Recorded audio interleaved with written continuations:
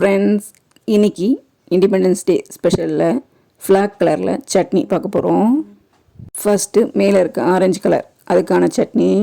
அதுக்கு தேங்காய், உடச்சக்கடல, காஞ்ச மிளகா, பூண்டு, தேவையான உப்பு ஆட் பண்ணிவிட்டு அரைச்சிக்கலாம். இது மேலே இருக்க ஆரஞ்சு கலருக்காக.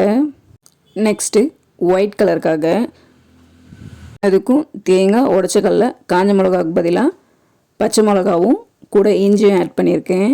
இது எல்லாத்தையும் சேர்த்து அரைச்சிக்கலாம். மேஜராக பார்த்திங்கன்னா எல்லாத்துலேயுமே தேங்காய் வரும். இப்போ நெக்ஸ்ட்டு க்ரீன் கலருக்கான சட்னி. இதுக்கு கொத்தமல்லி, பச்சை மிளகா, தேங்காய், கொஞ்சம் புளி, உப்பு இது மொத்தத்தையும் போட்டு தான் அரைக்க போகிறோம். அதுக்கு முதல்ல கொஞ்சம் வதக்கி எடுத்துக்கலாம். எண்ணெய் ஊற்றிட்டு பச்சை மிளகா, அது கூட எடுத்து வச்சுருக்க கொத்தமல்லி வதக்கிட்டு, புளி கொஞ்சம், அதுக்கு தேவையான அளவு உப்பையும் ஆட் பண்ணி கொஞ்சம் நல்லா வதக்கிட்டு தேங்காவோடு சேர்த்து அரைச்சி எடுத்துக்கலாம். சூப்பராக கலர்ஃபுல்லான சட்னி ரெடி ஆகிடும்.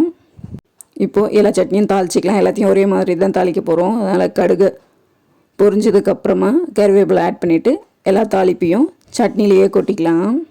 பாருங்க, எல்லாத்தையும் அரைச்ச மிக்சிலேயே கொட்டிட்டேன். இப்போது எல்லாத்தையும் ஒரு பவுலுக்கு மாற்றி வச்சுருக்கேன். பாருங்கள் எவ்வளோ கலர்ஃபுல்லாக சூப்பராக இருக்குது, பார்க்குறதுக்கே அழகாக. ஃப்ளாக் கலரில் சட்னி எவ்வளோ அழகாக ஆரஞ்சு, ஒயிட், க்ரீன் சூப்பராக இருக்குது பாருங்கள், பார்க்குறதுக்கு அழகாக இருக்குது. இது எல்லாமே தேங்காய் சட்னி தான், ஆனால் ஒன்று ஒவ்வொரு ஃப்ளேவராக இருக்கும் சூப்பராக.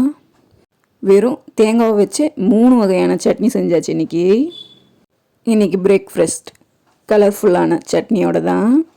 இந்த வீடியோ பிடிச்சிருந்தோன்னா லைக் பண்ணுங்கள், சப்ஸ்கிரைப் பண்ணுங்கள், ஷேர் பண்ணுங்கள். Happy independence day. ஓகே, பாய்.